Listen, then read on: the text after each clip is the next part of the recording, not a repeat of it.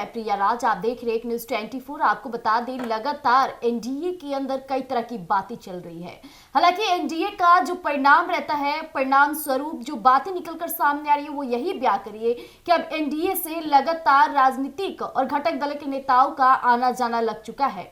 ये बातें तब से उठने लगी जब एनडीए के लोकसभा चुनावी के दौरान चिराग पासवान चुनावी मैदान में उतरे। जिस तरह से चिराग पासवान ने जितनी सीटें की मांग की, हालांकि वो चुनाव लड़े और 100% स्ट्राइक के साथ उन्होंने पांचों की पांचों सीट पर जीत हासिल की। लेकिन इस बीच पशुपति पारस, जहां वो भी पासवानों के बड़े नेता है, राजनीतिज्ञ के तौर पे वो भी कई ऐसे कार्य किए। इसके बावजूद भी अगर देखा जाए तो पशुपति पारस को उनकी मनचाही सीट ना मिलना एनडीए के अंदर खटपट जारी थी। हालांकि ये बातें तब फिर से एक बार चर्चे में आई जब कहा जाए तो पशुपति पारस का बीजेपी के कद्दावर नेताओं से मुलाकात जारी थी। हालांकि ये बातें तब भी उठ रही थी जब पशुपति पारस का बीजेपी के कद्दावर नेताओं के साथ मुलाकात जारी थी, और ये मुलाकात तब हो रही थी जब चिराग पासवान एनडीए के तमाम फैसलों से नाराज थे। हालांकि ये बातें फिर से एक बार उठ रही है, जहां पशुपति पारस 14 जनवरी और 15 जनवरी को, हालांकि 15 जनवरी को मकर संक्रांति उन्होंने अपने आवास कार्यालय पर मनाया, जिसके बाद से चर्चाएं तेज हुई और लालू प्रसाद यादव का वहां आगमन हुआ। और जो तस्वीरें निकलकर सामने आई वो यही बयां करी कि कहीं ना कहीं पशुपति पारस और लालू प्रसाद यादव की बीच की दूरियां एकदम कम हो चुकी है और पशुपति पारस लालू प्रसाद यादव के साथ चुनावी नीति तैयार कर रहे हैं।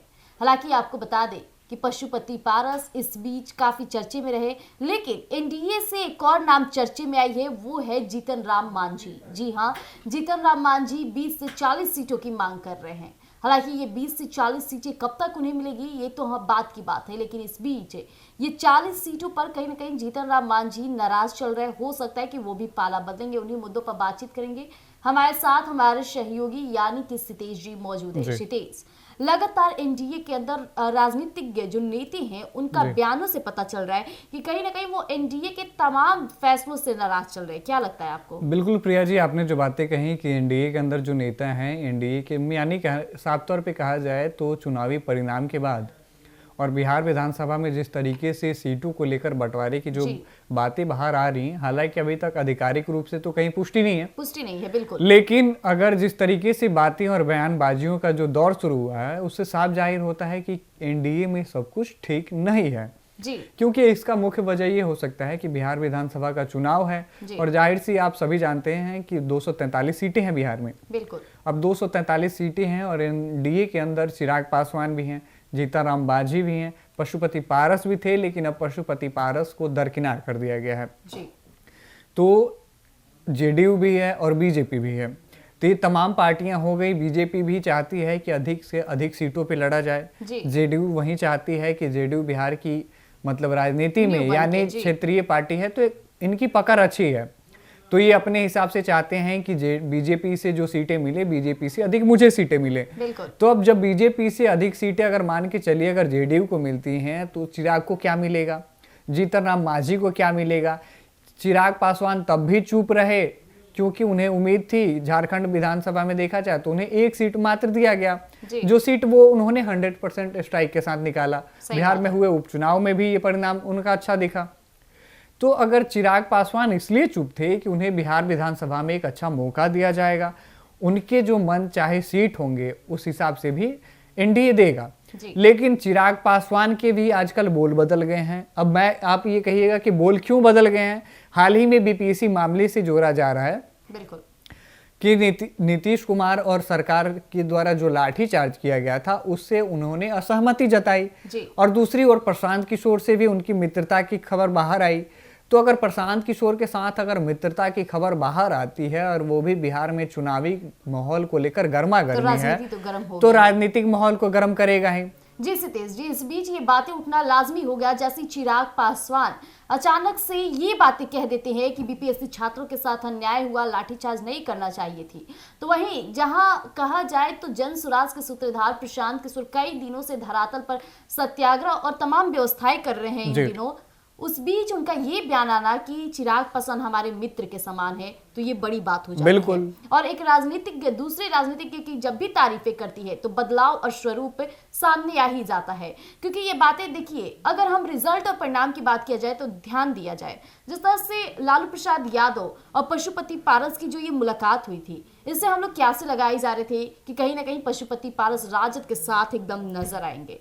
और ये तब भी कैसे और बातें मतलब खुलनी शुरू हो गई थी जब पशुपति पारस एनडीए के तमाम फैसलों पर नाराज जता रहे थे। जी बिल्कुल। लेकिन हुआ क्या, वही सामने रिजल्ट आ गया 15 जनवरी के दिन, जिस दिन लालू प्रसाद यादव और पशुपति पारस का एक साथ तस्वीर निकला और ये बातें स्पष्ट हो गई कि कहीं ना कहीं पशुपति पारस अब राजद के साथ चुनाव लड़ने की तैयारी में है। बिल्कुल। लेकिन अब फिर से कहीं कहीं चिराग पासवान और ये जनसुराज के सूत्रधार प्रशांत किशोर की जो बातें हैं, इन दोनों में भी जो खटपटे और लगातार ये विवादों की बातें हो रही थी, इस बीच ये बातें कर देना कि वो मित्र हैं, यानी यहाँ भी पाला बदल सकता है। अगर जीतन राम मांझी की अब बात कर ली जाए, जीतन राम मांझी 40 सीटों की 20 सीटों की मांग कर रहे हैं आने वाले चुनाव के लिए, जो कि कहीं ना कहीं एनडीए में तमाम घटक के नेताएं हैं। हर किसी को इतनी सीटें दी जाए तो हो सकता है कि सीटों के बंटवारों में काफी जमीन आसमान का फर्क हो जाए और मनमुटाव भी हो जाए। इस बीच जीतन राम मांझी का कड़ा रुख देखा जा रहा है, तो हो सकता है कि जीतन राम मांझी भी एनडीए से पाला बदल करके कहीं ना कहीं राजद की तरफ झुकाव देना शुरू कर दें।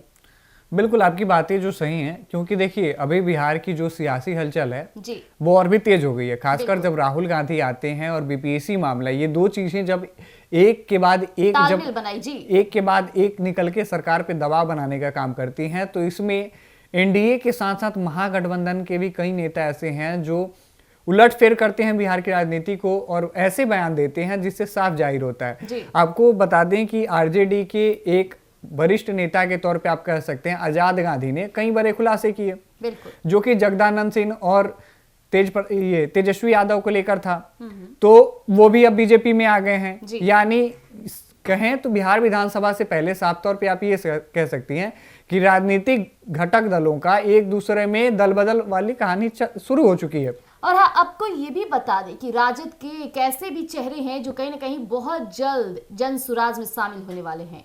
हालांकि राजद को कहा जाता है कि ये अपराधियों का गढ़ है, कभी कभी ऐसी बातें उठती है जब भी चुनावी नजदीक आ जाती है। लेकिन इस बीच चिराग पासवान एक फैसला लिए खान ब्रदर्स को अपनी पार्टी में शामिल करने के बाद से अब एनडीए के अंदर खटपट जारी है। एनडीए के तमाम नेताओं की तरफ से ये बयान सामने आए कि चिराग पासवान अपने मन का कर रहे हैं, जो कहीं ना कहीं राजनीति से इसे जोड़ा जा रहा है और विवादों का कारण बन रहा है। हालांकि चिराग पासवान का एक बड़ा लाइन रहता है बिहार फर्स्ट बिहारी फर्स्ट का, लेकिन अब चिराग पासवान के उस लाइन में भी बदलाव देखा जा रहा है। बिल्कुल प्रिया, आपको यहाँ रोकना चाहूंगा। बिहार फर्स्ट बिहारी फर्स्ट की आपने बात की, खान ब्रदर्स की बात की, तो ये आप इससे भी जोड़ लीजिए ना, क्योंकि देखिए नीतीश कुमार के मामले पर, बीपीएससी मामले पर ये चुप थे, पहले बिल्कुल चुप थे। इसके बाद जब सारा कुछ हो गया, जब सीटों को अब लगी बातें चलने सीटों को लेकर, तो अब ये कहीं ना कहीं सरकार के खिलाफ बयान दे रहे हैं जी, एनडीए के खिलाफ बयान दे रहे हैं। वहीं प्रशांत किशोर अलग बातें कहते हैं, हमारे अच्छे मित्र हैं।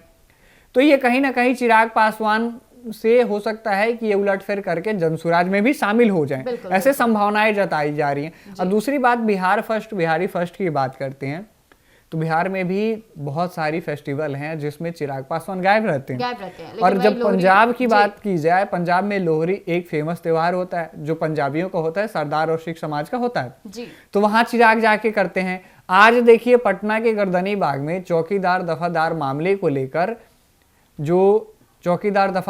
को लेकर लोग जो प्रदर्शन कर रहे हैं, उनके बीच चिराग नहीं आए, उनकी बातों को नहीं सुन पाए, आश्वासन के सिवा उन्हें कुछ नहीं दे पाए, तो किस प्रकार का ये बिहार फर्स्ट बिहारी फर्स्ट। बिल्कुल, जैसा कि अभी आपने सुना, हमने तमाम पहलुओं से जोड़ा, आपको चीजें समक्ष रखा, लेकिन जो बातें अभी अंदर खाने चल रही है, कहीं ना कहीं जीतन राम मांझी भी एनडीए से नाराज चल रहे हैं, इस तरह की बातें चल रही है। अब देखना खास होगा कि पशुपति पारस की तरह कहीं जीतन राम मांझी भी तो नहीं लालू प्रसाद यादव से नजदीकियां बढ़ा रहे हैं। काफी दिलचस्प रहेगा। तब तक के लिए आप बने रहिएगा एक न्यूज़ 24 पर। धन्यवाद।